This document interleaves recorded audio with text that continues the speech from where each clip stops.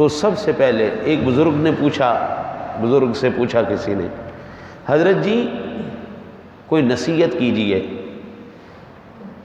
فرمایا کہ جب قبر میں تیرے فرشتے آئیں نا، ان کو مار کے بھگا دینا۔ جب قبر میں فرشتے آئیں سوال کرنے کے لیے، ان کو مار کے بھگا دینا، خبردار میں تمہارے سوالوں کا جواب نہیں دوں گا۔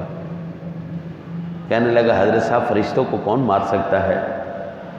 آپ بھی سمجھدار ہیں، یہ بات تو نہ کریں، وہ تو حساب لینے والے فرشتے ہیں، وہ تو اپنی دانتوں سے زمین کو چیر کے پھاڑ کے وہ وہاں پہ آئیں گے۔ وہ تو اللہ کے مقرر کردہ فرشتے ہیں، وہ تو طاقت والے، زور والے ہیں۔ میں جتنا مرضی چاہوں میرا زور ان کے سامنے نہیں چل سکتا، وہ تو سوال پوچھیں گے ہی پوچھیں گے۔ تو پھر فرمایا اگر ان کو مار نہیں سکتے نا تو پھر قبر کے سوالوں کی تیاری شروع کر دو۔ کہا حضرت کوئی اور وصیت کیجئے، کوئی اور بات مجھے نصیحت کیجئے۔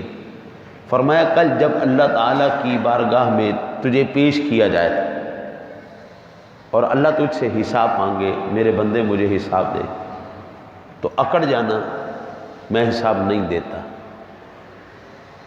اکڑ جانا اس دن اور اللہ سے کہنا میں حساب نہیں دیتا۔ عرض کرنے لگا حضرت جی اللہ کے سامنے کوئی اکڑ سکتا ہے؟ کسی کی جرت ہے قیامت کا دن ہو، حساب کتاب ہو رہا ہو، ہم کٹہرے میں کھڑے ہوں، ترازو لگا ہو، اعمال تل رہے ہوں، کسی کی جرت ہے وہ اللہ سے کہے میں نہیں دیتا؟ تو فرمایا بچے جب تیری جرت نہیں ہے تو اللہ کے سامنے اکڑ جائے تو پھر اپنے حساب کی تیاری کیوں نہیں شروع کر دیتا؟